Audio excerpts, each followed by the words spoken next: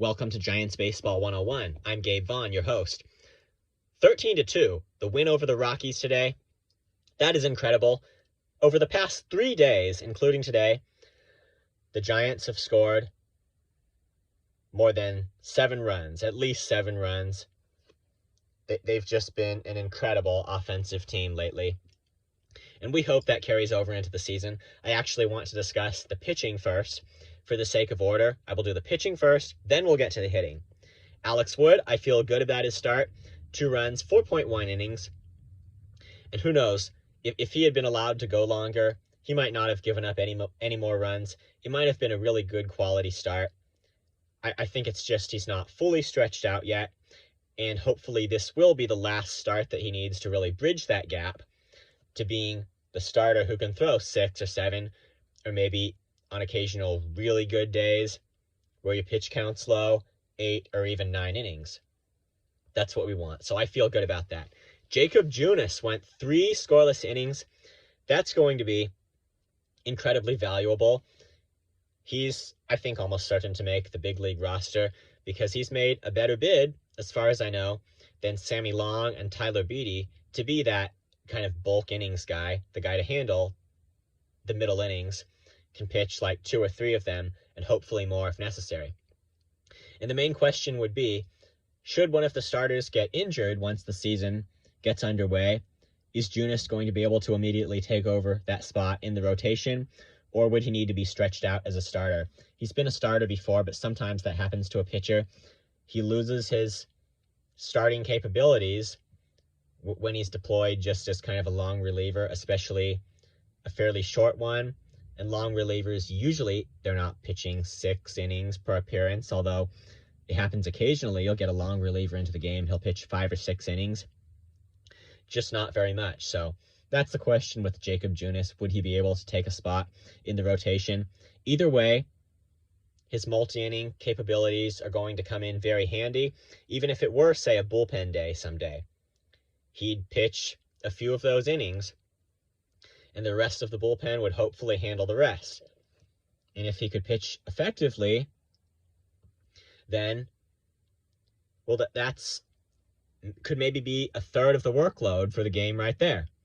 So his multi-inning capabilities are going to be helpful. They just have to be good quality innings like they were today. Oh, we're going to talk about the hitting, and I need to mention Brandon Crawford first of all. 3 hits, a home run in the first inning. What a breakout. He hadn't had a hit this spring. What a breakout. I knew he had gas in the tank. We need him to be like back at his form that he was in those couple of years that the Giants won the World Series, 2012, 2014, when Crawford was, I believe, an all-star. We just need him to be back in that form, or even if he's not completely there, to be solidly close, tolerably close to that form. Like his last year form, he's got plenty left in the tank, I believe. And this day, this breakout, I really knew it was going to happen sometime. And Crawford, he's had those kind of breakout days, even in years where he has slumped for kind of the majority of the time. But last year was good. I hope that today is indicative of something he has to offer in 2022 that's just really good, like in 2021. If he could be an all-star again in 2022, and obviously keep being good the second half too, that could be just one of the keys to a successful playoff run.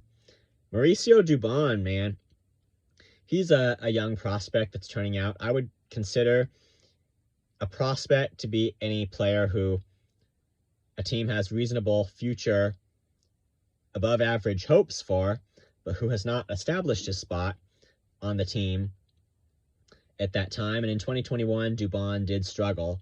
That's just a fact. But he seems to be finding it. He had another home run in the first inning, and I hope he's finding something now. He's working really hard, which is what you want from a player, a prospect, whether it's your top prospect or somebody who's maybe a little bit buried on the list. So getting those young guys to be good, turning people around, like they turned around Mike Yastrzemski successfully. And the reason he wasn't sent to the minors back in 2019 when he started struggling, it must have been that somehow he was out of options, even though That was the first year he was called up to the majors. But Mike Yastrzemski, he was actually like 28 when he made his debut, but they turned him around. Better in the majors than in the minors. And Mauricio Dubon, I mean, isn't it possible to turn him around after his rough 2021 season? While you certainly do not want to sacrifice the ambition of winning games right now, making the playoffs this year to get the young prospect in shape, there's a term for that. That's called a rebuild year, and this is not a rebuild year for the Giants. I hope that it will not be, again, for a very long time. But yet, it's good to turn around young players when you can do so, when they just get better, like some have for the Giants in the past. And so hopefully Mauricio Dubon does that. Tommy La Stella, man, he had a home run. His average is one of those super high, unsustainable ones. Over 700. We'll see how he does. Hopefully he can be a good hitter, especially against right-handed hitters for the Giants. Again, incredible. His journey from being a pinch hitter to being at least a real starting option against a right-handed pitcher. And we'll see how he does. I was a little surprised to see Steven Duggar in the designated hitter spot today, considering he is a real guy for defense. Madison Bumgarner, when he was with the Giants in 2018, exaggerated once and said it wouldn't matter if Duggar never got a hit because of the defense he played. Obviously an exaggeration. It would matter. He needs to get hits, but that just tells you something about his defense. I guess the answer was that the Giants just really wanted him to work and focus on his hitting. Since this is spring training, they realize he has his defense down. It's his hitting he needs to concentrate on. I think that was the reason for that today. So a good win. We'll see how it goes in the future. Thank you for watching. Join me next time. This has been Giants Baseball 101. Please subscribe if you have not. I'm Gabe Vaughn, your host. I'll see you next time.